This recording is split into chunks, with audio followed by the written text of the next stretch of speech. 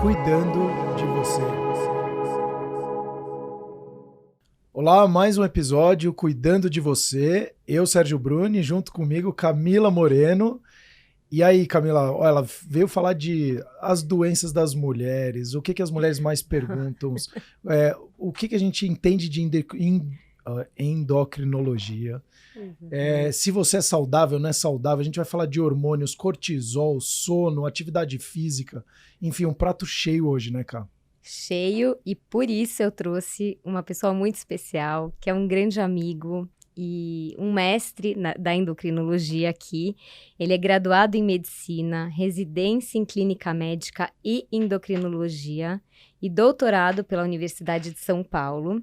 É especialista em endocrinologia e metabologia e endocrinologia pediátrica e atualmente ele é médico preceptor da residência do Serviço de Endocrinologia do Hospital do Servidor Público Estadual, Ricardo Pérez, Dr. Ricardo Pérez. Que honra receber esse amigo que se formou comigo no colégio, então é uma amizade de longa data e a gente brinca que ele é o médico de todos ali do colégio. Então, a gente tem um grupo de amigos de WhatsApp e qualquer coisa, Pérez, me ajuda aqui, o que tá acontecendo? E eu tava até brincando que eu tô recebendo vários questionamentos, assim, de amigas entre 40 e 50 anos que estão ali na pré-menopausa ou na menopausa, querendo saber um monte de coisa sobre o assunto. Eu acho que a gente tá com a pessoa ideal aqui para começar a conversar sobre isso. Então, se eu puder, já vou começar perguntando desse momento da vida, né, que é a menopausa, começa ali na pré-menopausa. O que acontece com relação aos nossos hormônios e como isso influencia também no nosso sono, já que aqui o podcast também tem um pilar bem forte, que é como a gente pode dormir com mais qualidade. Primeiro de tudo, agradecer, né, Camila, o convite de vocês e a possibilidade de poder contribuir para o projeto. Acho que vai ser uma oportunidade muito obrigada. É uma emoção muito grande estar sendo entrevistado, discutindo. Não mais fazendo bagunça da escola, né? Bom, já que a gente começou a conversar principalmente por esse momento, né, esse momento que é o climatério, que é esse momento de transição, que ele ocorre por quê? Ele ocorre porque a gente tem, as mulheres têm uma glândula, né, que chama ovário, que fica dentro do abdômen, na pelve, e que ele produz um hormônio chamado estrógeno. E é o momento em que começa a ocorrer a queda desse hormônio, o estrogênio. Isso leva a diversas transformações no corpo da mulher, transformações também que podem implicar na saúde mental, transformações que acontecem com o sono e transformações metabólicas também.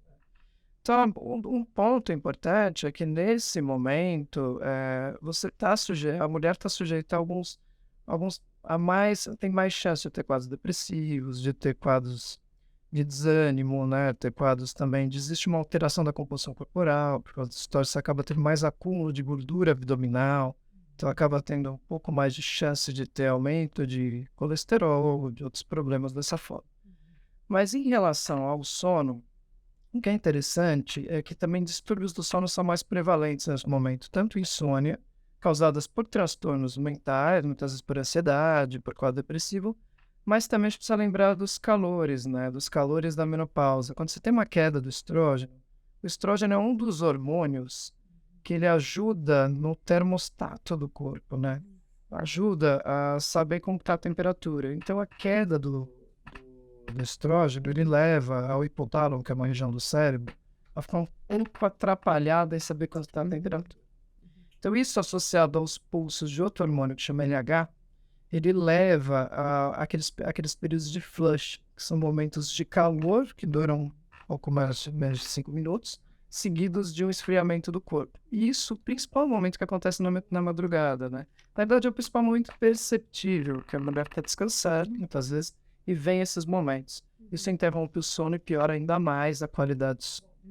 Então, isso é um link importante do sono com a menopausa, né? Essas interrupções, esse sono mais falhado e muitas vezes períodos menores. Deixa eu só fazer uma pergunta. Quando você falou da questão do estrógeno, tudo da mulher, como que ela conseguiria, então, ajustar?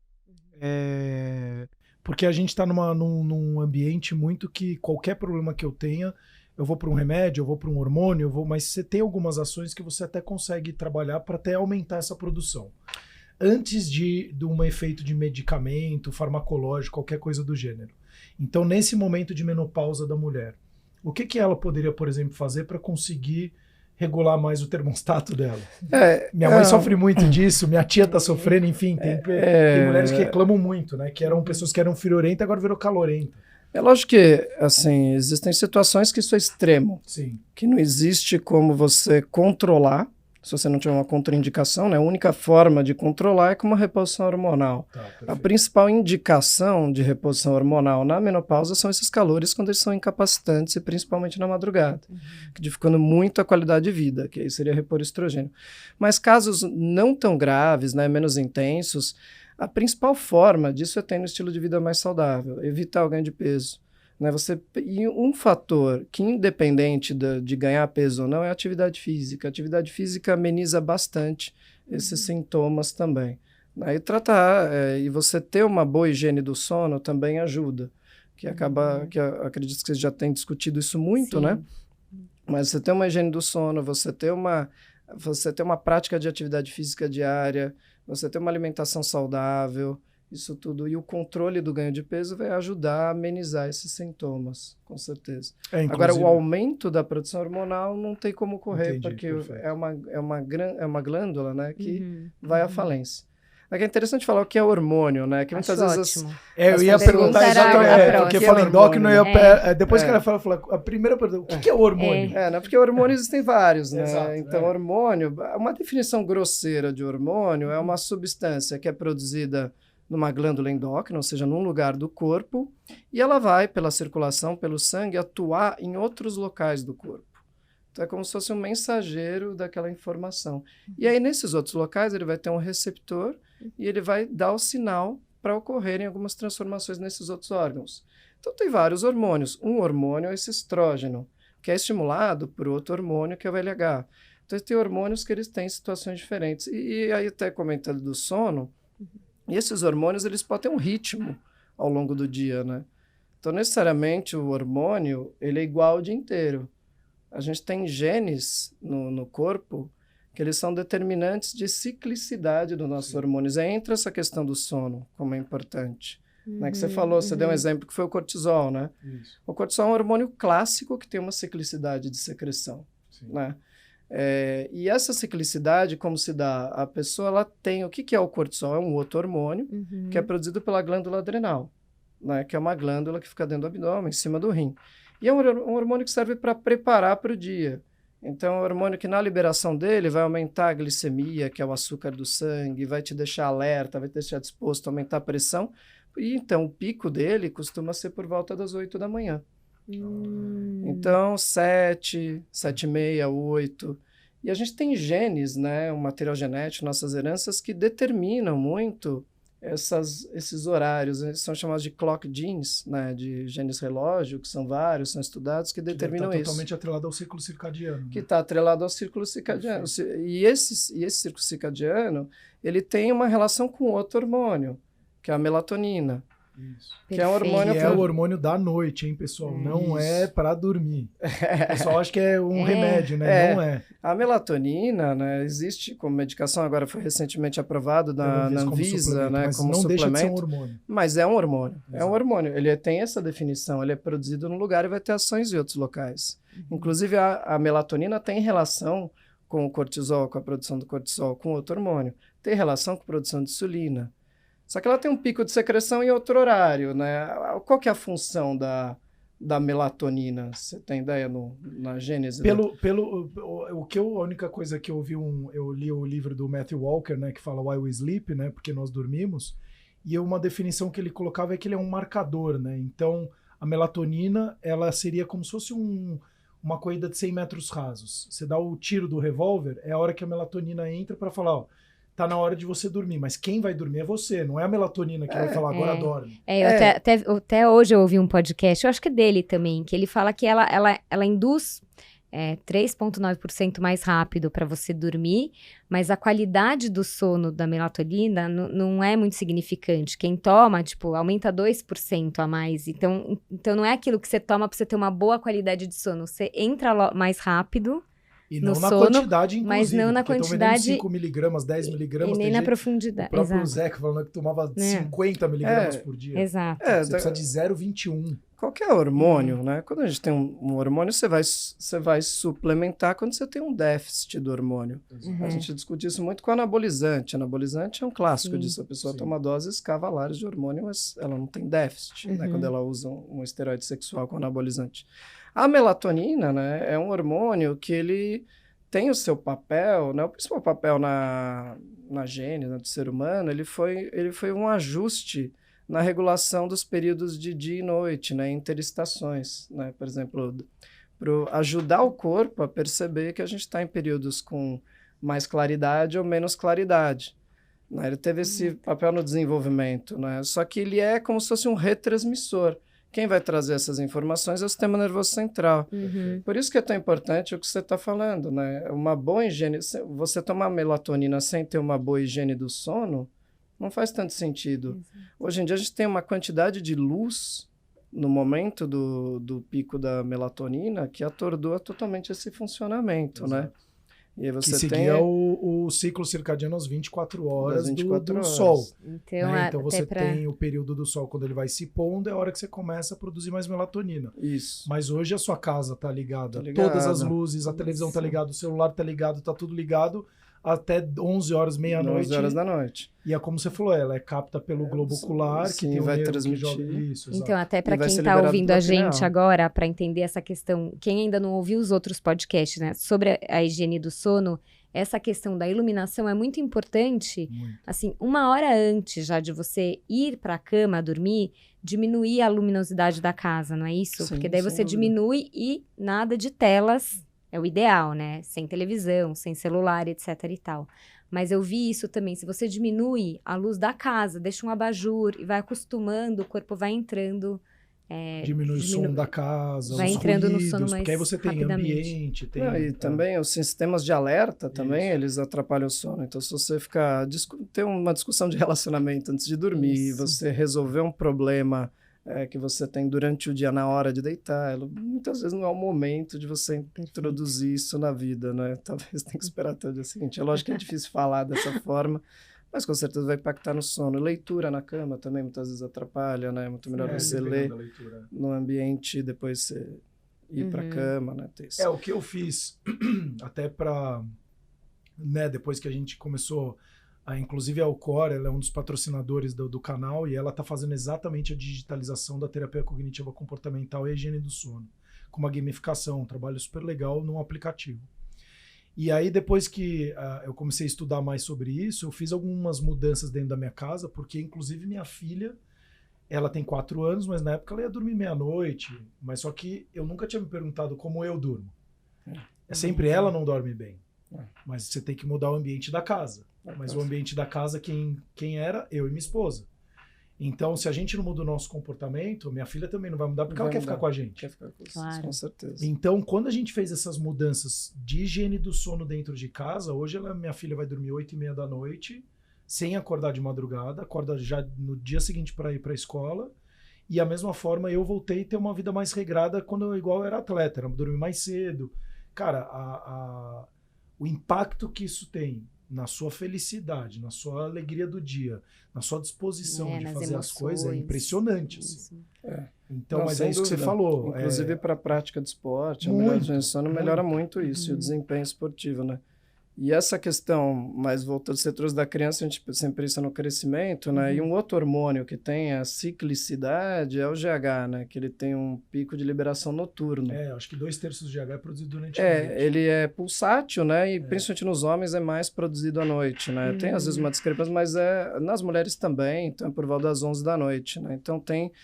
E por que é importante isso que você falou do noturno, do GH, da melatonina? Porque são hormônios, tanto a melatonina depois do pico, quanto o GH depois do pico dele, são hormônios que eles são contrarreguladores, eles agem contra a insulina.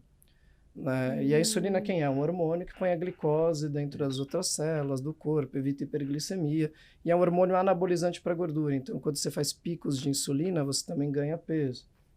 É muito disso, é aquela questão... Toma melatonina, tenta dormir, come de madrugada, come à noite. Esse comer noturno, ele não faz muito sentido fisiológico, tanto que você tem o pico do GH, tem o pico da melatonina, que vai te aumentar a resistência à insulina, os dois, né?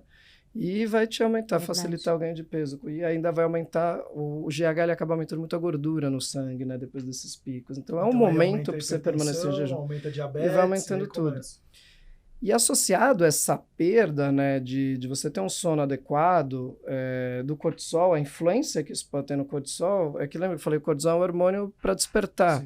Quando você tem um sono ruim, ou você permanece, ou reduz muito o período de sono, ou tem sonos intercortados, você aumenta o período que você tem esse pico de cortisol. Ele mantém mais alto ao longo do dia, ele torna períodos mais longos. E esse cortisol mais alto, ele vai te aumentar o quê? Apetite. Né? Ele vai aumentar a necessidade de recompensa alimentar.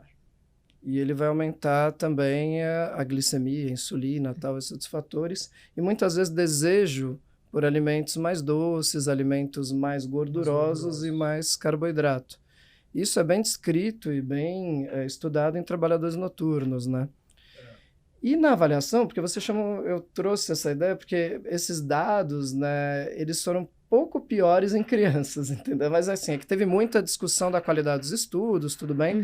Porque é muito difícil avaliar MC em criança, para você determinar a obesidade, mas foi associado mais até do que perda de crescimento, isso meio caiu por terra de dormir pouco, crescer pouco, isso também não é tão real, mas é muito mais do risco de obesidade. A criança que tem restrição de sono tem mais risco de obesidade, tanto quanto o adulto. Né? Então, a restrição de sono, o trabalhador noturno, no geral, ele tem mais risco de obesidade, mais risco de síndrome metabólica, que é a obesidade que vem com todos os outros componentes, né? Vem com um pouco de pressão alta, diabetes e tal, do que a pessoa que faz uma higiene de sono melhor. Né? Isso é um ponto que vai agregando esse ritmo circadiano dos hormônios com esse ganho de peso que vai combinar com uma piora da qualidade de vida, né? E aí, para quem está nos assistindo e nos ouvindo, olha que interessante aqui o que o doutor está trazendo.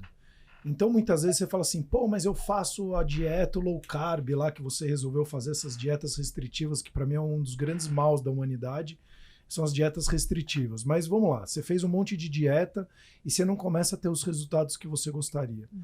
E aí você está tomando hormônio, está fazendo atividade física. Pô, mas você nunca olhou como é que você está dormindo.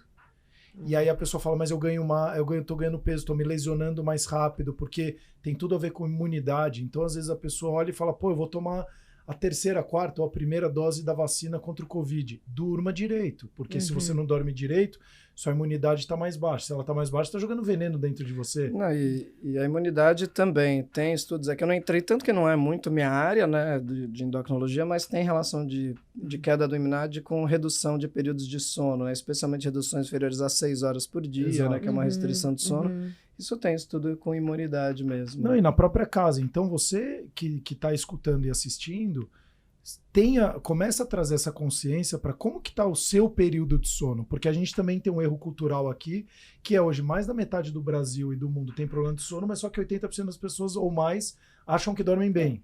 Aí tem o clube das 5 da manhã, aí vem alguns outros personagens que passam aí ao longo da nossa vida, durma pouco e produza muito, eu durmo 4 horas por noite e eu produzi mais do que... Mas só que ele não está contando os remédios que ele está tomando, isso aí as pessoas não contam, né? Então ela só fala assim, eu estou dormindo 4 horas por noite, estou porrando na minha profissão. Mas você está contando o antidepressivo que você está tomando, o ansiolítico, o remédio, o controle de apetite, seja lá o que for, porque aí você vê o cara tem um coquetel também, né? Para manter, né?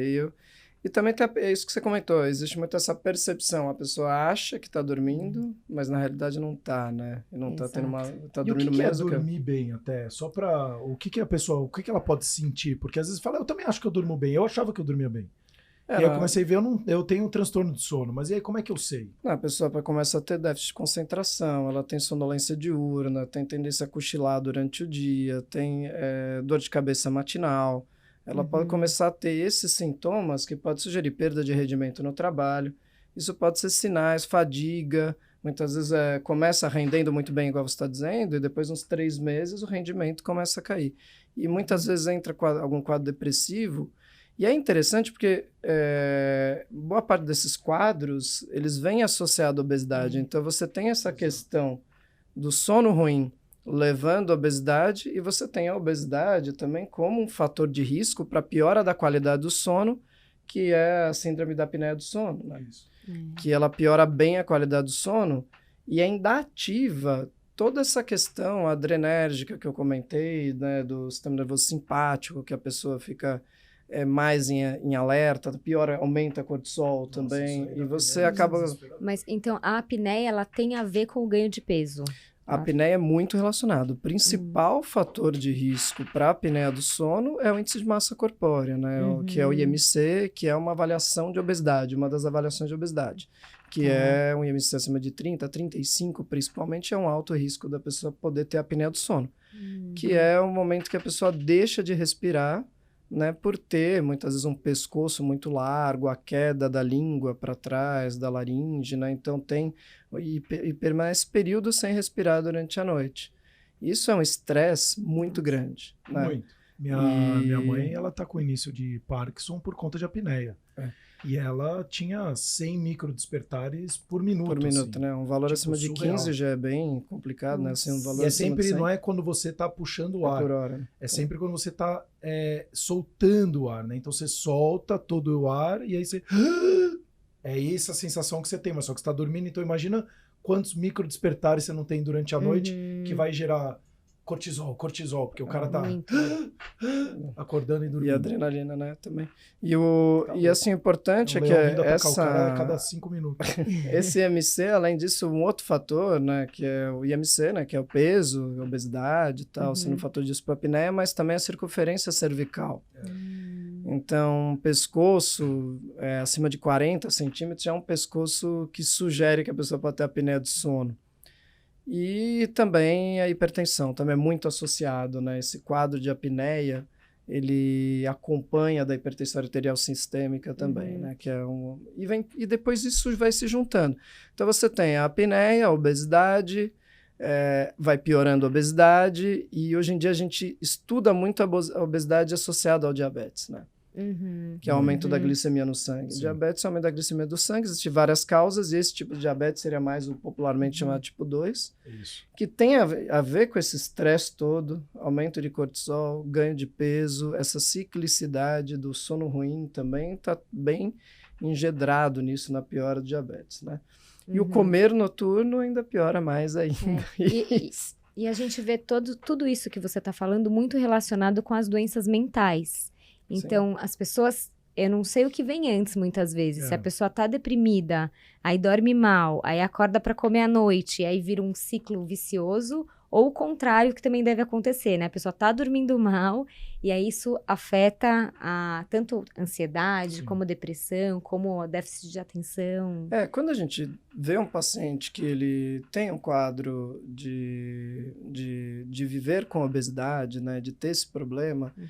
É um paciente que ele traz uma carga genética, então não é uma coisa que é tipo culpa dele, né, muitas vezes. Então boa parte disso vem de uma carga genética que ele tem menos saciedade, que ele tem um gasto energético menor, mas ao mesmo tempo ele pode ter sido criado num meio que facilitou o ganho de peso com uma dieta inadequada, com uma higiene do sono ruim.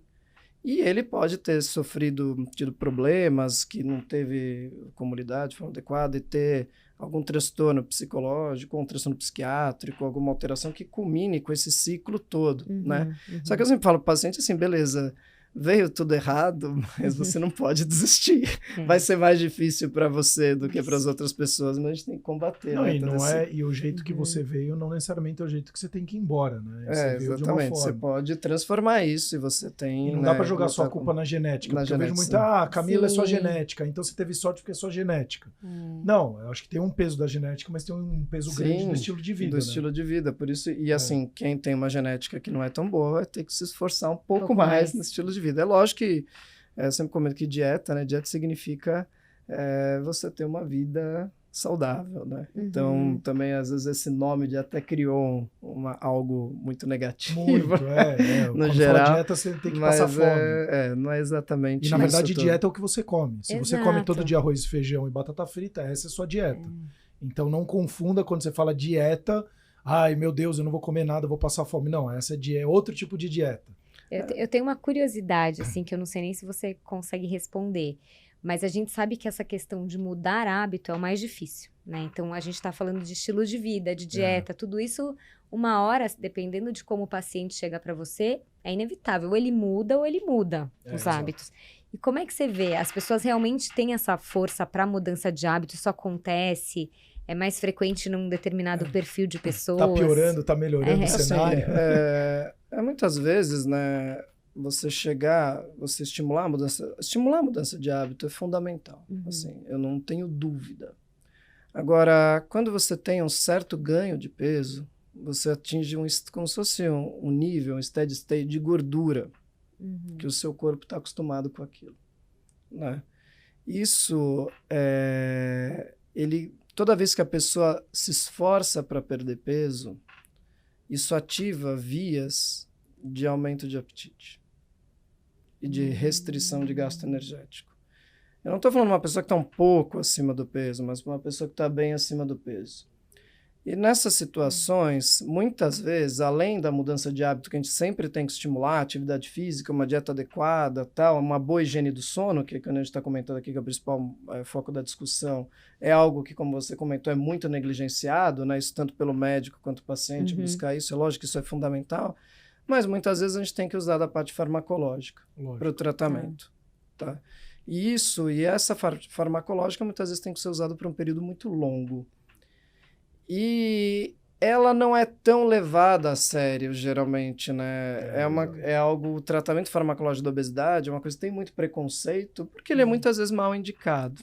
É indicado para pessoas que não precisam. Não, e o preconceito do que o gordo, ele é o vagabundo, exatamente, ele é o acomodado. Tem isso que é muito... E aí você olha o anorexo, que é a mesma coisa, mas na outra ponta, né? Coitadinho, tá passando fome, e o outro não, se esbanjando de comida. E em algumas situações também a cirurgia acaba sendo uma ponte para uma melhora, uma ponte para a melhora dos hábitos, verdade, entendeu? É isso que a gente tem que pensar. Mas tem que mexer no lado psicológico, certeza. Sim, né? sim, mas quando o paciente vai para o uso do medicamento, tem todo principalmente mais ainda para a cirurgia bariátrica, ele tem que entender que a cirurgia bariátrica não vai resolver 100% dos problemas dele. E que ele vai ter que mudar. Senão, ele também tem chance de reganho com cirurgia bariátrica. Essas duas questões, tanto a cirurgia quanto a medicação, pode melhorar a apneia do sono. E tende a melhorar. As medicações quais? Eu falei as medicações não é nem todas. Porque daí entra o preconceito com as drogas mais antigas, que é um conceito. Na realidade, são drogas que, inclusive, interferiam no sono. Bastante. Existe indicação hoje para usar, por exemplo, sibutramina? Existe, mas é uma droga que vai interferir no sono, provavelmente. Agora, existem drogas mais novas que têm pouca interferência no sono. Por exemplo, os agonistas receptores de GLP-1, que são drogas que chama liraglutida, semaglutida, tem uma mais recente que vai ser lançada, chama tirzepatida, que são drogas que não teriam uma influência no sono, mas que favoreceriam um tratamento. Então, também tem esse lado que a gente que seria importante, né? Lógico. A higiene do sono, a mudança de hábito e indicar a droga corretamente, indicar a cirurgia. Que tem o indicar corretamente, mas também tem aquele paciente, e também foi um dado que eu vi, que mais de 75, 80% das pessoas se automedicam. Sim. Então, cara, o cara te dá aqui 0,25, dá um mês e meio você fala que tá tomando 0,25, mas na verdade é 0,75, você já passa para 1,25, 1,5, e no final, na hora que você vê, você já tá tomando 3 comprimidos, depois de 6 meses, e o médico acha que você ainda tá no 0,25 lá atrás. Isso... E tem muito das medicações, assim, para perda de peso, ela, principalmente quando é usada sem indicação ou sem acompanhamento médico, são usadas muito intermitentes, sabe? Usa 2, 3 meses, perde um pouquinho, suspende, ganha de novo. Então, isso é um erro, né, no tratamento. Então, por isso que cria toda essa questão com as medicações que acaba não sendo tão interessante. O abuso por um uso, não uso correto do outro, a não visão por parte do paciente e o médico, que a obesidade é também uma doença, um problema, né? Então, isso tudo atrapalha no tratamento. Né? Agora, as medicações para o sono, que vocês devem ter discutido muitas vezes com pneumologistas ou com com neurologistas, tem um potencial de abuso grande, né? Com dano grande para o paciente, inclusive os benzodiazepínicos, né?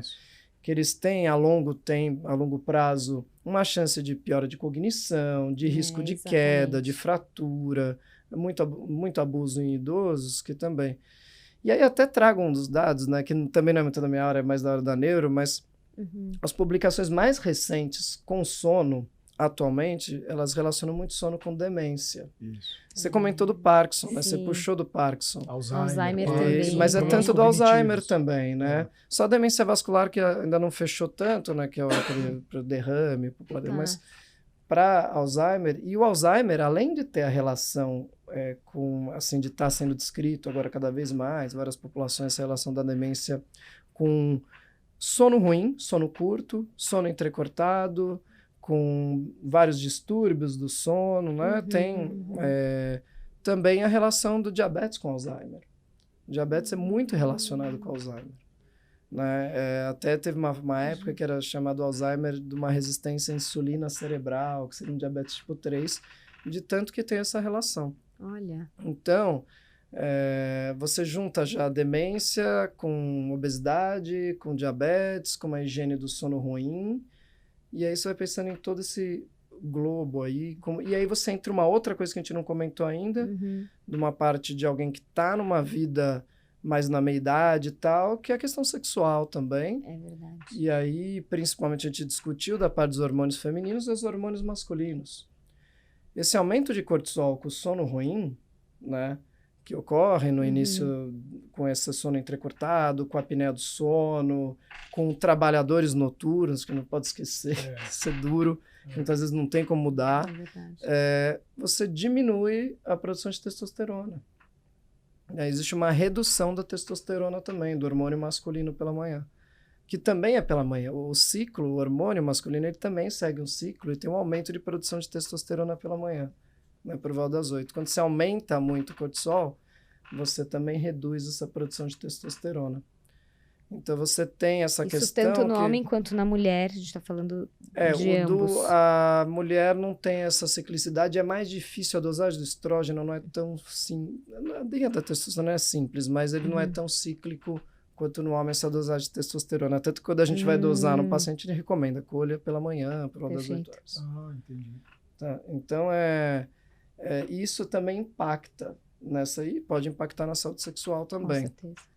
Então você tem isso, essa testosterona baixa também está relacionado com esse contexto dessa síndrome metabólica, da obesidade, da apneia do sono ruim, do sono entrecortado, testo baixa, menos massa muscular, mais massa gorda, piorando tudo isso, menos atividade física, menos exposição, né? Porque o homem a testo é para a libido, a parte sexual, mas também tem a ver com a libido para a vida, com a disposição para fazer as coisas. Né? Então vai somando tudo isso, tanto linkando essa parte hormonal. Não, e é tão inteligente porque, olha só, você que está ouvindo e assistindo aqui. Você fala, mas eu não quero me dar, eu quero só não me alimentar direito aqui. Aí você fala, olha tudo, a natureza ela é muito sábia, né? E aí você vê tudo o que acontece no seu corpo, se você faz pequenas mudanças, ninguém está falando aqui até agora de você ser o próximo atleta, o profissional, você tem que fazer 6 horas de... Ninguém falou da quantidade de exercício, a intensidade de exercício, apenas uma questão de estilo de vida e o quanto que é o seu estilo. Se faça essa pergunta, qual é o seu estilo de vida hoje, que se não tiver mais ou menos dentro desse script aqui, vão ocorrer determinadas... Então meio que vira uma matemática, né? Se eu não fizer isso, vai acontecer isso, que por consequência que acontece isso, vai para o outro, e do outro vai para o outro, e no final você fala assim, pô, diminui minha vida em 10 anos. Diminui sua vida em 10 anos. Diminui em 15 anos. E esse negócio de ser linkado, igual você comentou, né? Eu lembrei teve uns anos eu fui num congresso nos Estados Unidos, que é um congresso de diabetes que é da ADA, né? Sociedade Americana de Diabetes, e aí foi uma apresentação oral de um pesquisador que era um tema na época que é muito em voga, que continua sendo, que é da flora intestinal, influenciando também no cérebro também, né? Que o intestino. Teria uma influência grande tanto em síndrome metabólica, obesidade, diabetes, tudo isso. E aí eles faziam justamente dieta noturna com excesso de gordura e viam a mudança da flora intestinal que ocorria por uma forma mais obesogênica. Então a gente fica pensando, eu vou tomar um suplemento, vou tomar um probiótico de bactérias do bem, para ficar com umas bactérias do bem funcionando, o meu intestino evitando que ele ganhe peso. Mas eu como à noite, como de madrugada. Aí você está estimulando você ter uma flora intestinal obesogênica. É lógico, assim, essa flora também vai vir se você comer gordura ao longo do dia, mas eu achei interessante isso que o estudo era só à noite para mostrar uma prova de conceito. E o próprio Muito intestino, legal. eu vi que você Muito também legal. tinha milhões de hormônios, de neurônios, eles estão dentro do intestino. E isso eu nunca imaginei. Então você fala, o neurônio é só no cérebro. Não, tá no intestino também. Chegou no cérebro. Então, o que de fato você tá dirigindo o carro, você vai colocar aquela gasolina podre, ruim, é a mesma coisa pro corpo. Então, assim, por que eu não consigo me cuidar? Eu acho que tem uma influência muito grande da mídia, das indústrias de alimentícia, botando um monte de propaganda com cores, né? Muito lúdico. Mas tem um trabalho também de você se conscientizar e falar, cara, eu já falei em outros episódios aqui, a Camila me ajudou muito quando ela falou do chocolate amargo. Eu sou formiga mesmo, de verdade. Se não me vê, ela já viu, ela ficou assustada. Se eu tacar o primeiro pedaço de doce, eu vou devorar ele inteiro. E aí eu tava na casa dela, ela falou, pô, não sobrou pra mim. Ele devorou o meu, no caso. O meu potinho, mas tudo bem. E aí, mas ela falou, pô, come então o meio amargo ali. No começo você fala, putz, porque você tá muito acostumado com aquele doce, né? É o leite, não sei o quê.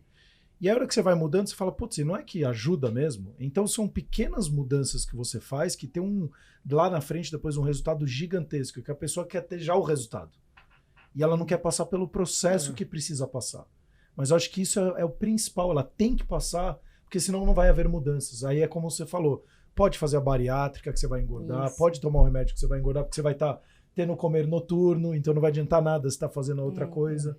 E acho que também tem todo o contexto onde a pessoa está inserida, que isso Exato. com O certeza ambiente influencia. demais. Então, de novo, as relações que essa pessoa tem, como é o trabalho dela, porque isso tudo vai gerando um estresse que depois impacta em todo o resto. Não, e se ela cresceu na num qualidade ambiente do que sono, você na cresceu alimentação. comendo pra gastar tudo. Eu chorava, minha mãe chorava, meu pai chorava, meu avô Também. chorava, e eles comiam muito. Provavelmente Pra não a chance- chorar, eu ganhava um chocolate. Isso, exato. E aí você trouxe do contexto, aí tem um lado que é muito complicado, né? Que muitas vezes a gente faz uma cobrança da dieta saudável, do estilo de vida saudável, mas a gente vive num país, né, que tem uma disparidade social muito grande. Muito. E a comida que tende a ser mais saudável é mais cara, né? É verdade. E os locais de prática de atividade física geralmente estão no centro, estão menos na periferia. E quem trabalha, geralmente que tem uma renda menor, dirige mais ou pega mais transporte público, né, com um tempo maior de condução. Ou tem que trabalhar à noite. E o outro detalhe é que na maioria das vezes são mulheres que têm essa dinâmica de trabalho mais longa. E, além disso, tem o lado que elas têm que cuidar da casa, na maioria das vezes, né? E tem esse turno com as crianças e com a alimentação, muitas vezes, do homem da casa também. Com certeza. Verdade. E aí você vê o quê? A Super obesidade crescendo em populações menos favorecidas, com menos acesso a um tratamento mais adequado da obesidade, com menos acesso a uma boa higiene do sono. E isso você vê passando para as crianças também, né? Então, é um lado que... tem um congresso agora que vai ser na Irlanda, que é um congresso de obesidade, né? E eu estava na programação, boa parte é essa discussão social do tratamento e uma discussão de políticas públicas para favorecer o tratamento da obesidade. E isso é um ponto que é necessário, é fundamental para ter um engajamento maior. Sim, né? sim. O aconselhamento individual a gente consegue fazer, né? Mas isso precisa entrar na escola, precisa entrar, ter as atividades, mais atividade recreativa, ter mais segurança para a prática de atividade, ter agilidade de transporte, tem São tudo várias isso que vai ações entrando, sistêmicas que né? precisam acontecer. que precisa, né? Isso de um lado. Mais do individual, aí falar, putz, a gente falou aqui um monte de desgraça, né? Trabalhador noturno, esse não tem...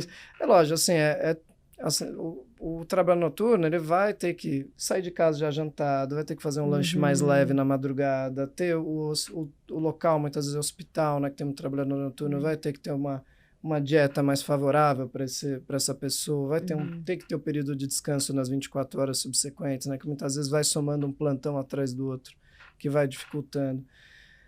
A pessoa no dia a dia, ela tem que ter um tratamento da obesidade mais global, visando buscar a higiene do sono, trabalhar isso bem, trabalhar a parte alimentar, ter o apoio multidisciplinar. E você ir combatendo tanto a genética quanto o ambiente que você está, porque no fundo a máquina que você tem é você que vai ter que cuidar, né? Isso mesmo. Mas tem solução para isso. É isso que é interessante. Uma das soluções é a melhora da higiene do sono, né? E Inclusive, tratar isso que piora o sono. Inclusive nesse trabalho noturno, tem o trabalho também de se tem pessoas no mesmo trabalho, né, com o mesmo cargo, você olhar o cronotipo dessa pessoa, né? Se ela é um cronotipo mais vespertino, coloca ela para trabalhar mais à noite. Se o outro é mais matutino, Verdade. troca o turno com essa pessoa. Porque biologicamente ela também pode performar melhor. Porque esses genes, o que eu comentei, assim, essa ciclicidade é para a maioria. Lógico, você tem uma curva normalidade, mas você tem pessoas que escapam disso e que funcionariam bem, né? Não é para 100%. E aí você identificar quem poderia se favorecer é muito... Você falou muito da parte de glicemia, né? E aí me linka muito o açúcar, né? E eu tenho um endócrino que eu fui muitos anos da minha vida, faz 3 anos que eu não vou no endócrino, e fui 16, 17 anos seguidos, né? Sempre fazendo um check-up e tal. E ele sempre falou, cara, corte o açúcar refinado da sua vida. E eu não consigo cortar ele. E ele é muito ruim, ele faz tão mal assim mesmo. É que não é só açúcar refinado, né? Qualquer açúcar, né? Mas a gente fala muito de índice glicêmico. Perfeito. Porque ele vai fazer você ter uma liberação muito intensa de insulina. E essa liberação muito intensa de insulina não vai ser muito favorável, tanto para a sua parte inflamatória do seu corpo. Porque dizem que ele é muito inflamatório, né? Então é por isso que você produz muita insulina sem precisar. Você produz Para que você produz insulina? Até desculpa. A insulina é um hormônio que é secretado por uma região, por umas bolinhas que a gente tem no pâncreas, que a gente chama de ilhota, e ela é liberada em resposta, especialmente, existem outras liberações, à ingesta de carboidrato. Tá? Carboidratos são os açúcares em geral. Macronutrientes. E aí a gente come, a comida vai para o estômago, vai para o intestino, quando chega no intestino você absorve. Quando você absorve muito rápido esse carboidrato, você libera muito rápido a insulina, às vezes numa dose suprafisiológica, às vezes você não precisaria. Ou você tem uma dificuldade de tatear isso, né? O corpo sente. A insulina tem um papel anabolizante. E ela é anabolizante tanto para músculo como para gordura. Perfeito. Entendeu? Então, esses picos de insulina vão favorecer seu acúmulo de gordura também. Né? E tem um outro detalhe, ela dá uma saciedade imediata. Só que você faz um pico de insulina, vai para o seu cérebro, dá uma saciedade, você fica satisfeito, só que ele acaba em 30 minutos. 30 minutos. E aí você já está com fome de novo. Por então isso você que come o muito açúcar, você olhar. passa fome na hora. Come uma bolachinha, então fala, come um cookie à tarde, uma bolachinha que é só carboidrato, é só açúcar. Você vai ter uma saciedade em meia hora. 30 minutos depois, vai comer outra bolachinha. Né? E até falando de insulina, outro hormônio que com o sono, com a restrição do sono, você tem um déficit é a leptina, que é um outro hormônio de saciedade. Então, a privação de sono também aumenta a fome por uma deficiência de leptina, que ela é reduzida nas pessoas que têm privação crônica. Mas voltando para a insulina que você comentou, o que você faz para evitar isso? O que é um alto índice glicêmico? É suco, tem alto índice glicêmico, então esse açúcar, você está pensando num suco de laranja coado, ele vai ter um alto índice glicêmico. Farinha, né, branca, assim, por exemplo, qualquer tipo de farinha que você combine sem outro ingrediente, tipo um pãozinho puro, uma bolachinha, tudo tem alto índice glicêmico. Tapioca, que todo mundo acha lindo, né? Tem alto índice Comi hoje de glicêmico. manhã, achando que eu tava fit. Só que assim, eu falei tudo isso livre de outros, só que se você pega essa composição de tudo que eu falei, você inclui fibra, gordura e proteína, então na sua tapioca você tem uma boa fatia de queijo, paralelo a isso, você comeu uma fruta com mais fibra, você tomou alguma outra coisa que segurou o índice glicêmico da tapioca, entendeu? Muito bom. Se você... Putz, então olha que estratégia. Isso é o mais importante. E aí você está vendo a composição da sua alimentação. Que legal. E é isso que você falou da restrição. Antigamente a gente tinha muito a base da alimentação em carboidratos. A gente vê que dá para reduzir carboidrato. E essas coisas das dietas muito restritivas, elas são interessantes no estudo porque quebra alguns paradigmas para o dia a dia, sabe? Necessidade de lanchinho toda hora, que hoje a gente vê que não é uma coisa, que isso é muito individual, que você precisa ter uma base da alimentação de carboidrato, que a gente vê que não é assim, obrigatoriamente. Você pode reduzir o carboidrato e continuar sendo saudável. Sim.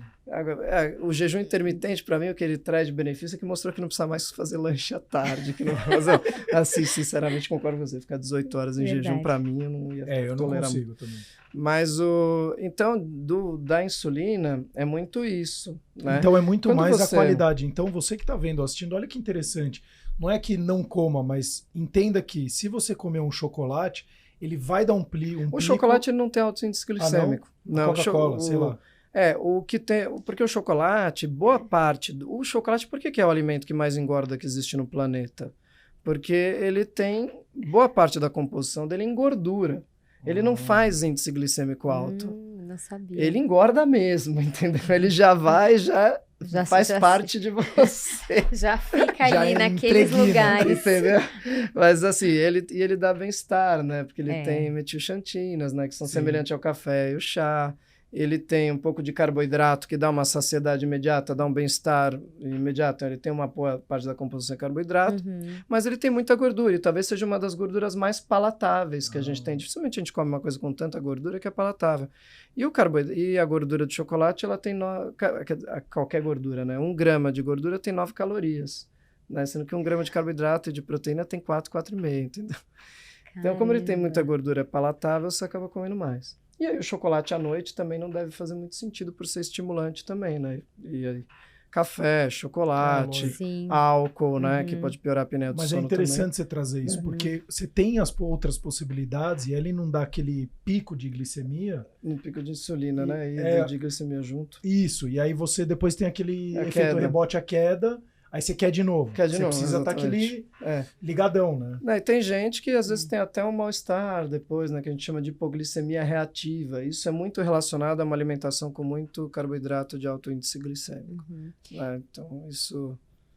A gente Então, entrou olhar agora mais na área da então- nutrição. Não, e é legal, então é muito mais interessante você olhar os índices glicêmicos em si do que você ficar, isso aqui tem X% de gordura ou de açúcar. Eu acho que a composição da alimentação, né, é importante. Você tem que ter proteína, Lógico, uma claro. quantidade de proteína suficiente para manter sua massa muscular, inclusive nos projetos de perda de peso, né? Trabalhar nos carboidratos com mais fibra, né? Um carboidrato mais integral, que tenha menos elevação. Comer sempre o carboidrato junto com proteína e fibra. E assim, é lógico. Eventualmente, se você quiser comer algo com índice glicêmico eventual, também você não precisa ser Não, lógico. totalmente restringido, Radical. totalmente. Só que isso é uma coisa mais recreativa e não uma coisa do dia a dia, né? Assim, no final de semana, eventualmente, né? Mas eu acho que Muito. é um ponto que é legal, isso de você também ter um suporte da nutricionista, que ninguém é obrigado a saber, né? Você não sendo nutricionista, não sendo médico, todas essas composições. É legal você ter um conhecimento de você compor um prato. Então, se você não conhece isso, conversar com uma nutricionista, ter um suporte legal e entender como você está montando sua dieta, eu acho interessante. E passo Muito a passo, bom. né? Acho que isso é o mais importante, né? E saber que É você é um isso. indivíduo, um ser único, né? Único. E não ficar olhando do João da Maria para ver o que de fato Exatamente. funciona melhor para você, né? E você trabalhando tudo isso junto, trabalhando sua dieta, sua atividade física, o sono, entrando com medicação se necessário, muitas vezes Sim. que vai ser, e cirurgias que forem necessárias, isso vai ser indicado conforme o caso, né? Mas para ter pensando na sua vida, se tornar uma vida mais saudável, mais agradável, né? Eu ia pedir uma mensagem final, ele acabou de resumir aqui os principais pontos que você trouxe e foi ótimo te ouvir. Que Muito, bom. muito obrigada, doutor Ricardo Obrigado Pérez. Que honra, espero que a gente tenha outros momentos aqui com você, falando de outros temas, dentro dessa sua especialidade se tiver tão algum, até o importante. que os seus pacientes perguntam mais, alguma coisa, a gente vai trocar figurinhas depois. Eu acho que é até A legal gente pra gente faz. gravar outros episódios e vai pautando, ou monta uma websérie de 3 episódios. E a queixa do sono é frequente atualmente no consultório, né? E muitos pacientes, quando perdem peso, referem, putz, houve melhora do meu Melhorou a sono. minha qualidade de sono. E eles Perfeito. buscam por isso, às vezes, e Tá bom. muitos pedem ajuda para melhorar o sono também, Sim. junto com todo esse contexto. Então, eu acho que a mensagem para os médicos, se tiver algum médico ouvindo, é não negligenciar o questionamento do sono como tá, né? Eu acho que isso é importante, Muito. né? E para os pacientes, para mim a grande mensagem é acreditar que é possível. Independente da sua genética ser ruim, independente de sua situação social estar ruim, ou independente de você ter sido criado num contexto ruim, você pode mudar esse caminho. Existe forma de mudar. Isso não está determinado na sua vida que você vai ter que seguir esse caminho ruim, tendo um sono ruim, ganhando peso e terminando com todas as complicações metabólicas ou mesmo das complicações neurológicas da demência e tal, que a gente comentou. Muitíssimo E obrigada. a última pergunta, né? E aonde que as pessoas podem te encontrar aqui? Eu tenho um consultório, né? Meu consultório fica em Higienópolis. Em São Paulo. Os dados do meu consultório tem num site, que é ricardoperesendocrino.com.br. Pérez é com Z. Perfeito. E dou o telefone. Fica à vontade. O telefone Espaço é de seu. lá é 3663-2588. Isso aí. E os outros 011. dados têm o contato de marcação pelo WhatsApp no site. Mas obrigado bola. pelo convite e fiquei feliz com a conversa, que foi muito bom. Foi Prato ótimo. cheio aqui para você, então não negligencie a sua vida. Então a gente está mostrando aqui que se você negligenciar, seja a sua parte, começa pelo... Eu gosto muito de começar pelo mais simples. Qual é o mais simples para você? Tenta ajustar esse pilar. É a alimentação? Começa por ele. É o sono? Começa por ele. É a atividade física? Começa por ele. E comece degrau a degrau para você criar um hábito de conseguir fazer isso. E depois você vai fazendo mudanças gradativas para não ficar essa maluquice que a gente conversou. Que você consegue depois, a hora que você vê, piorou depois de um tempo ou de outro. Tudo no seu tempo. Você é um ser único. Não esqueça disso. Até os próximos episódios. Muito Eu ia obrigada. falar um cara cuidando de você. Até os próximos episódios cuidando de você.